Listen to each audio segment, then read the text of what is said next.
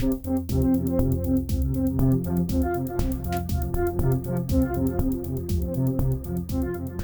everyone, it's Elizabeth from Elpis Astrology at elpisastrology.com. Thanks for joining me today. So today I am going to do the whole of March from the standpoint of an astrological forecast. And individually, I will be doing each of your sun signs and or ascendants. So I will put a timestamp in for each of the ascendants so you can go directly to what is happening with regards to you specifically. So when we look at March 2022, we can really say that there's going to be some big changes in March for sure. So that if things have been stuck for you and not moving forward, this is the month where you're actually going to be able to see that the changes are starting to happen, and they're probably going to happen pretty rapidly too. So we start off on the 2nd of March 2022 with our new moon in Pisces, and it'll be at 12 degrees Pisces, 7 minutes, at 9:34 a.m. Pacific Standard Time. We will also have Mars in Capricorn going over Venus to connect with Pluto in Capricorn. So essentially having a Mars-Venus-Pluto conjunction. This is extremely powerful. Now when we have Mars and Venus together, typically we're talking about the celestial lovers. But here I think we're talking about males and females that are in traditional institutions working to transform things. Of course, the transformation comes through Pluto. So I would say this is really intense behind the scenes efforts by those people in power in our institutions, really putting great change into place. And I would expect to actually see that in the real world. That's not just going to be, we hope it's happening type of thing, and then we hear about it later. We're actually going to hear and see announcements about things with regards to change. So we then have on the 3rd of March, this whole Venus specifically does conjunct Pluto on her own. So even though Mars is still hovering around, we now have the diplomatic Venus conjuncting with the transformation. And I thought this was more with regards to peace or peaceful type activities, diplomatic type of activities, but probably through a woman. So we may have a woman rising here that brings great diplomacy to the world, and of course specifically to other places in the world that are potentially big hotspots right now. On the 5th of March, we have the Sun conjuncting Jupiter in Pisces at 14 degrees of Pisces. Now on the 19th of March, Mercury will come up to this point too. And I think what this is going to be all about is news literally about our waters, our ocean. And I think a lot more is going to come out with this whole Jupiter in Pisces. We literally have more concern with our waters. We're going to have more things like flooding. So certainly in March, you can look out for things like that. I would, if individually you've got this prominent in your chart, literally be looking for things regarding water in your home. If there's anything that is dripping or potentially could have some kind of problems with water, I would get it resolved. This is a pretty big effect here. On the 7th of March, we have an interesting transit that's happening. And I thought this was sort of a turning point for March, even though it's just the 7th of March. We have Venus still conjuncting Mars, but it's now at 0 degrees of Aquarius. So now Venus and Mars take on a completely different hue with regards to what they mean. And I'll get to that in a second, but the important point is that this transit actually conjuncts the same degree point, 0 degrees and some minutes, Aquarius, that we had in December 2020. Where we had a whole new 20-year cycle happen or start with both Jupiter and Saturn. And this is of significance too. So this really gives, from my standpoint, it gives a buy-in. So even though the actual transit, the 20-year cycle started in December 2020, with this conjunction of Venus and Mars at the same degree point, it really now says that literally men and women joining together in humanitarian needs, humanitarian type of action, There's going to be a lot more intellectual type things going on, and I would not be surprised if we have some major scientific, not just a discovery, but scientific discoveries sort of started around the 7th of March, and I would say continuing the whole way through March as well. But this is tied into the cycle of the 20 years, so we're going to see lots of new things happening, certainly in the next 20 years with regards to science and literally outer space. Now, Pluto will reach this point on the 1st of March, 2023. And of course, then that's that slow-moving transformational energy where it more incorporates the world in what's going on. So we really have another year almost from now with regards to some real visuals of how our world has changed scientifically, intellectually, from a humanitarian standpoint, that sort of thing. So this is a process over the next year as Pluto makes his way up to that same point as well, right? So when we break down this whole Venus-Mars at 0 degrees of Aquarius, let's look at Mars first. So Mars in Aquarius is very dynamic. It can be rebellious and nervously overcharged.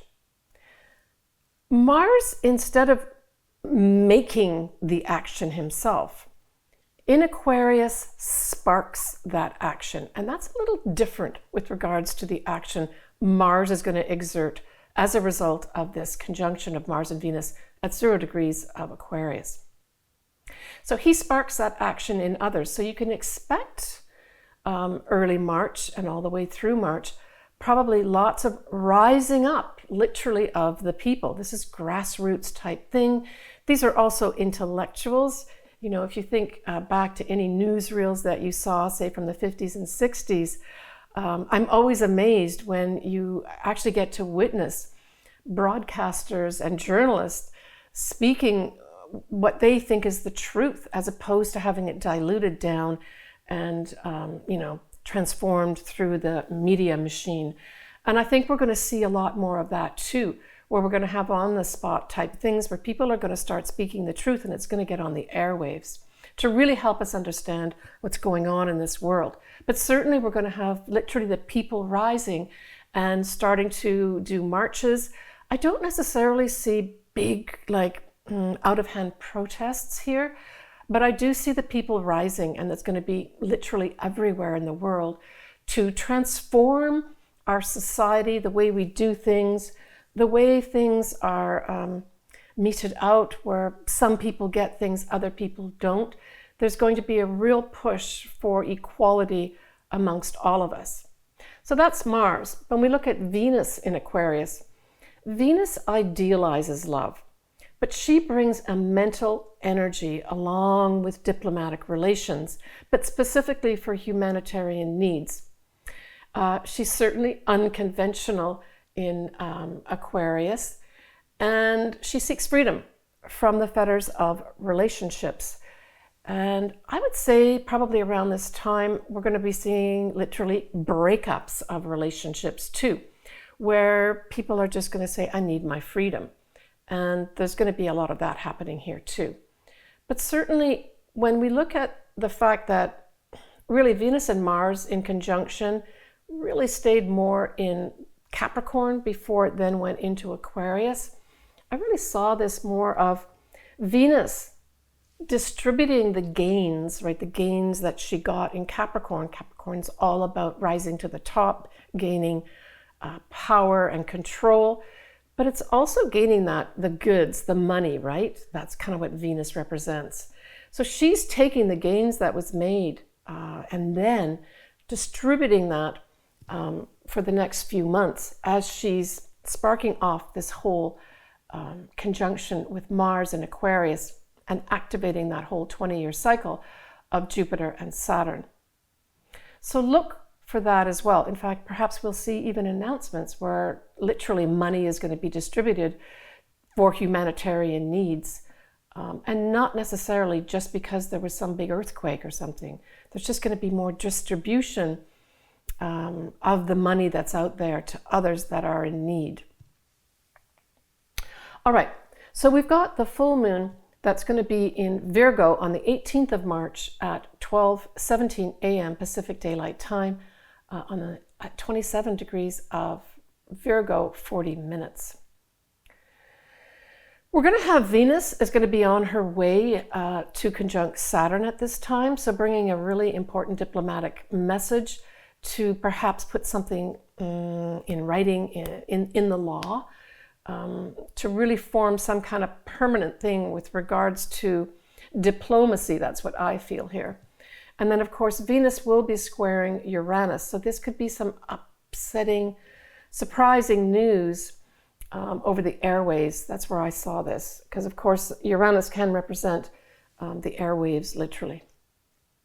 But we do have Venus sextiling Chiron, and certainly in Virgo, with the whole Virgo full moon, Virgo is all about health as well as service to others. So it seems to me that what may happen during this full moon is that we collect all the right information and facts and apply it to this whole health situation that we have that gives us more opportunities to have better health. And so I think this full moon on the 18th of March will mark some kind of turning point with regards to the whole viruses, and give us some really good news with regarding how we're going to get through this. We may, however, with the square, still have some other variant come in to cause continued problems in this area. So on the 21st of March, we have, certainly from an astrological standpoint, we have the beginning of the new year in astrology. I'm specifically talking about Western astrology, of course. And this is when the sun ingresses in at 0 degrees of Aries. So here we have the start of the astrological new year for Western astrologers. Happy New Year, everybody. But it also marks for you, Aries, a time of new beginnings for you as well. Now, what's interesting is this whole effect of whatever turns up in this chart at this time, of course, is going to cover the whole time period for 3 months with regards to influence. So we look at the moon, and the moon is at 29 degrees of Libra, 53 minutes, squaring Pluto. So we can expect that there's going to be some intense, so when we have a 29 degree point anywhere in a chart, we know that there's culminating energies and it tends to become fairly intense. So I would suggest that not only around the 21st of March, but for the next 3 months, we're also going to have an intensification with regards to some kind of diplomacy going on. Libra represents that.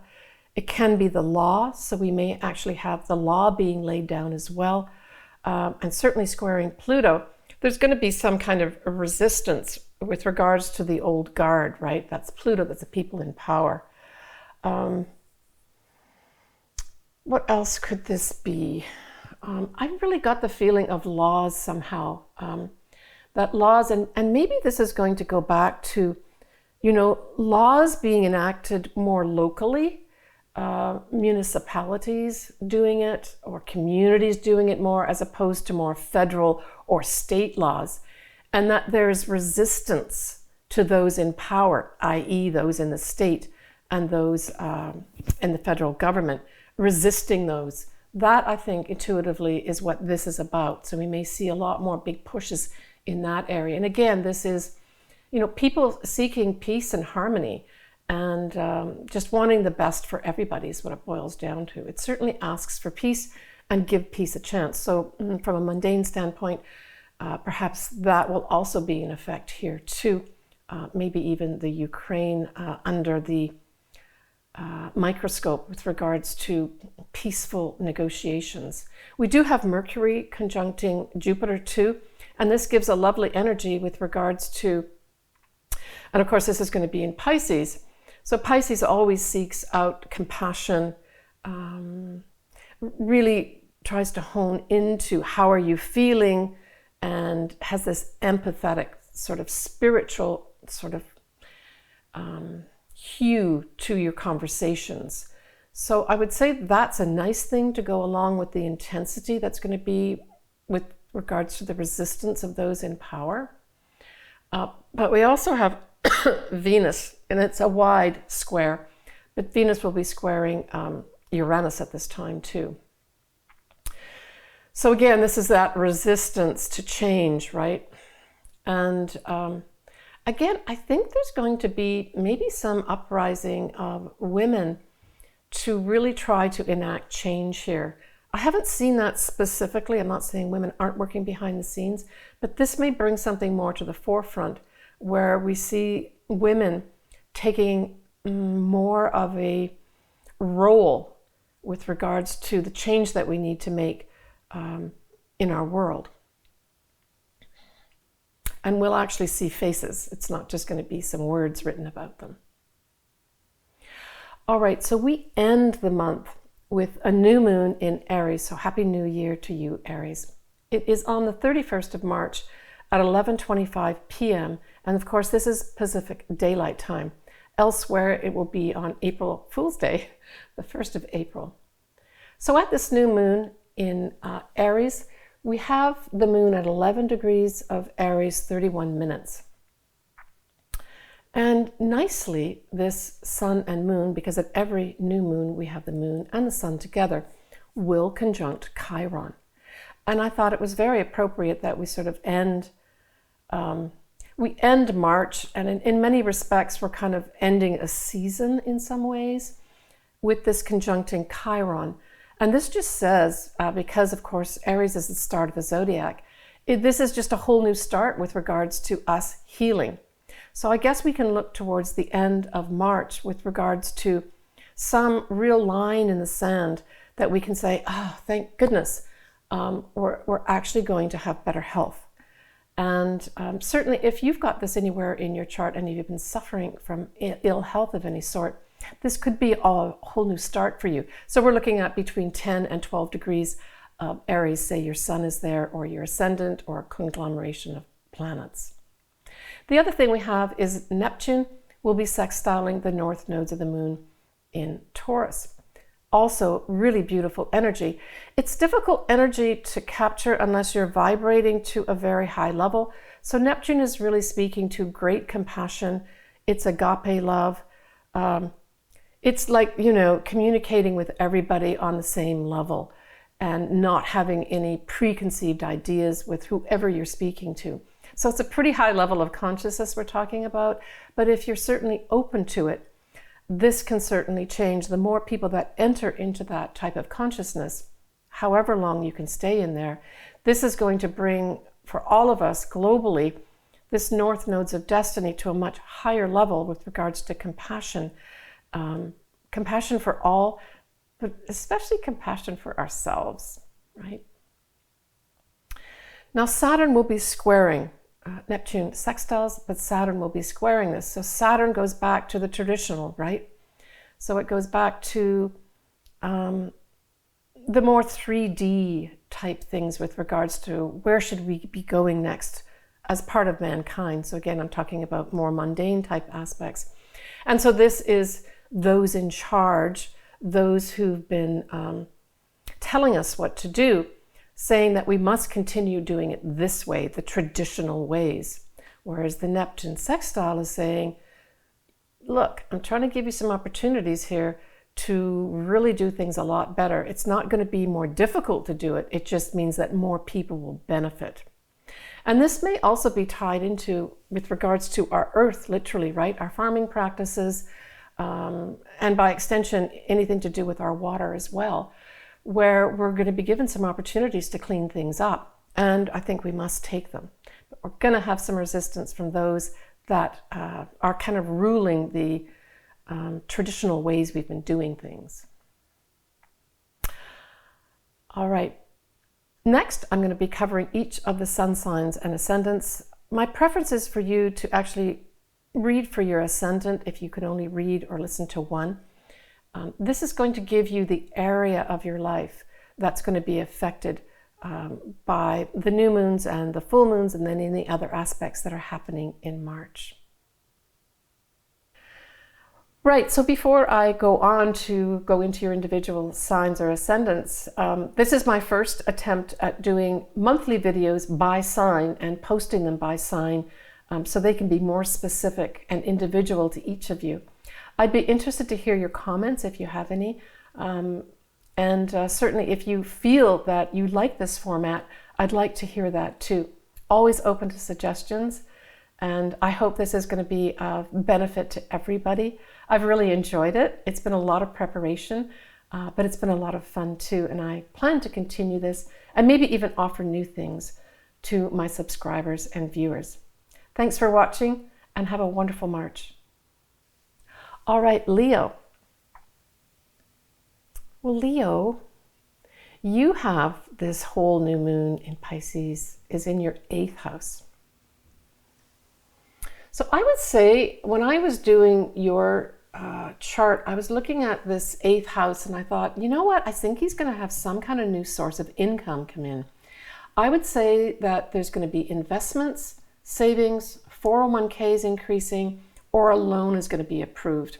So there's a whole lot of areas, Leo, that can be affected by the 8th house. The 8th house also rules our psychological selves, so there may be some folks that decide to really delve into the world of their mind and start looking carefully at how maybe they can change how they think from a psychological standpoint, and that this is a new start for you. Yeah, but my real feeling was, for most Leos, this is going to be a new start with regards to increasing your investments.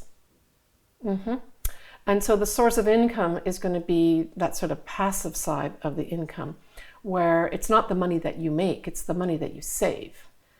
Or, like I said, it can also be an approval for a loan.